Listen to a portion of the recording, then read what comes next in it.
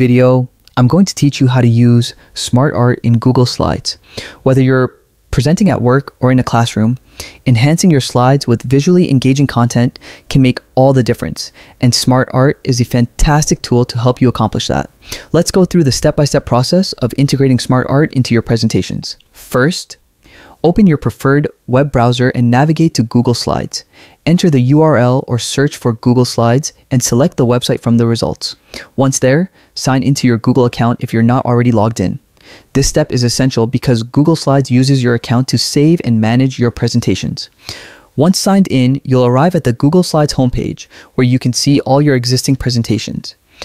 To start a new project, click on either the blank presentation option or choose a template for a more structured layout. This choice depends on the type of presentation you want to create. With your new presentation open, focus on the menu bar at the top of the screen. Click on the Insert tab to access additional content options beyond text, such as images, shapes, and diagrams. In the drop-down menu under Insert, select the diagram option.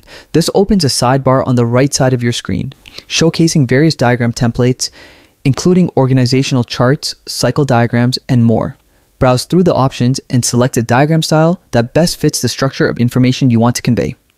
Don't forget to click View All to explore the full range of templates. Experiment with different styles to find one that complements your content and elevates your storytelling.